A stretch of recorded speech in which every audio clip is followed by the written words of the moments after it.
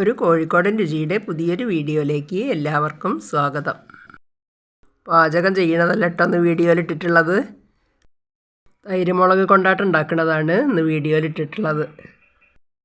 ഈ കൊണ്ടാട്ടം ഉണ്ടാക്കാൻ വേണ്ടിയിട്ട് ഇതുപോലത്തെ വലിയ എരിവില്ലാത്ത മുളകാണ് കേട്ടോ എടുത്തത്. ഒരു 500 മുളകുണ്ട് ഇത്. പിന്നെ ഇതിലേക്ക് പാക്കറ്റ് തൈര് വാങ്ങിയതാണ് കേട്ടോ. 500ൻ്റെ ഒരു പാക്കറ്റ്, അതിനൊരു 3/4 ഗ്ലാസ് എടുത്തിട്ടുണ്ട്. അതിൻ്റെ ബാക്കിയുള്ള തൈര് ഉണ്ട്. പിന്നെ ഉപ്പുമാണ് വേണ്ടത്.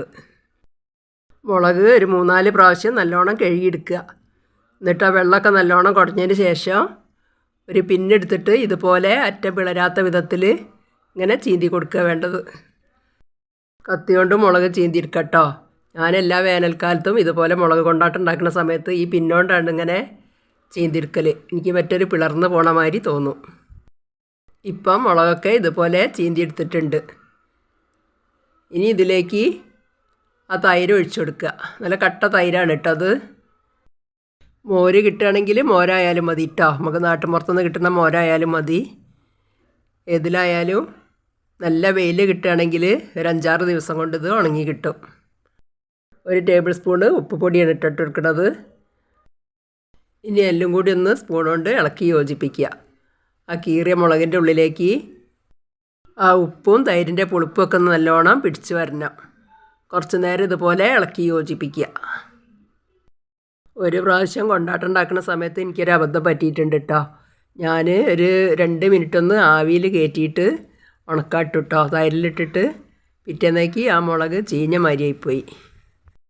ഇപ്പം മുളക് തൈരെന്നൊക്കെ ഒരു പരന്ന തട്ടിലേക്ക് ഓരോന്നോരോന്നായിട്ട് എടുത്ത് മാറ്റിയിട്ടുണ്ട്.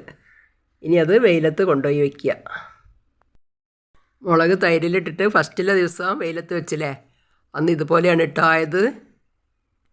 ഇതിനി ഞാൻ ആ തൈരിൽ തന്നെ ഇട്ടിട്ട് ഒന്നുകൂടി ഇളക്കി യോജിപ്പിച്ചതിന് ശേഷം ഫ്രിഡ്ജിലാണ് വെക്കുന്നത്. പിന്നെ പിറ്റേന്ന് രാവിലെയും ഇതുപോലെ പാത്രത്തിൽ നിരത്തിയിട്ട് വെയിലത്ത് കൊണ്ടുപോയി വയ്ക്കും. 4-ാമത്തെ ദിവസമാണ് ഈ തൈര് പൂർണ്ണമായിട്ടും കഴിഞ്ഞത് കേട്ടോ.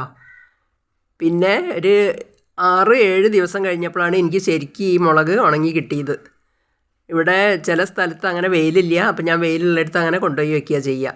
അങ്ങനെ 7 ദിവസമായപ്പോഴാണ് ശരിക്കും ഇതുപോലെ ഞെരിഞ്ഞിൽ പോലെ ഉണങ്ങി കിട്ടിയത്. ഈ മുളകിനൊക്കെ വില കുറയുന്ന സമയത്ത് നല്ല വെയിലുണ്ടല്ലോ. അപ്പോൾ ഇതുപോലെ 1 കിലോനും 2 കിലോനൊക്കെ വാങ്ങിയിട്ട് ഇതുപോലെ കൊണ്ടാട്ടാക്കി വെക്കുക കേട്ടോ. ഈ ഉണക്കിയെടുത്ത തൈരുമുളകൊന്ന് വറുത്തെടുക്കുക. അതിന് ഞാൻ ചീനച്ചട്ടിയിൽ കുറച്ച് വെളിച്ചെണ്ണ ഒഴിച്ചു കൊടുത്തിട്ടുണ്ട്. വെളിച്ചെണ്ണ ഒന്ന് ചൂടായി വരുന്ന സമയത്ത് ആ തൈരുമുളക് അതിലിട്ട് കൊടുക്കുക. ഒരു ലോ ഫ്ലെയിമിൽ വെച്ചാൽ മതി കേട്ടോ. അത് വേഗം കരിഞ്ഞു പോകാനുള്ള സാധ്യത ഉണ്ട്. സാവധാനത്തിൽ ഇങ്ങനെ ഇളക്കി കൊടുത്തിട്ട് നല്ലോണം മൊരിച്ചെടുക്കുകയാണ് വേണ്ടത്. കരിഞ്ഞു പോയാൽ ഈ മുളകിൻ്റെ ടേസ്റ്റ് തന്നെ മാറിപ്പോവും. ഈ തൈരുമുളക് എല്ലാവരും ഉണ്ടാക്കുന്നത് തന്നെയാണ്. പലരും പല വിധത്തിലാണല്ലോ ഉണ്ടാക്കുക. ഇത് ഞാനുണ്ടാക്കുന്ന ഒരു രീതിയാണ് വീഡിയോയിലിട്ടിട്ടുള്ളത്. കടയിൽ നിന്നൊക്കെ വാങ്ങിക്കുന്ന പാക്കറ്റ് കൊണ്ടാട്ടമുളക് ഉണ്ടല്ലോ, അത് ചിലപ്പോൾ കാലാവധി കഴിഞ്ഞതായിരിക്കും. പിന്നെ ഒരു ചുവന്ന കളറൊക്കെ വന്നിട്ടുണ്ടാവും കേട്ടോ. ഏതോ കാലം പാക്ക് ചെയ്ത് വെച്ചതാവുമല്ലോ. വീട്ടിൽ തന്നെ ഉണ്ടാക്കുന്നതാണെങ്കിൽ നല്ല ഫ്രഷ് ആയിട്ടുള്ള തൈരുമുളക് കൂട്ടിയിട്ട് നമുക്ക് ഊണ് കഴിക്കുക. ഇപ്പോൾ ഇതൊക്കെ കോരി മാറ്റിയിട്ടുണ്ട്. അപ്പം ഇത് മാത്രം മതി കേട്ടോ ചോറുണ്ണാനായിട്ട്. ഈ വീഡിയോ ഇഷ്ടപ്പെടുകയാണെങ്കിൽ ലൈക്ക്, ഷെയർ, സബ്സ്ക്രൈബ് ഒന്നും ചെയ്യാൻ മറന്നു പോകരുതേ.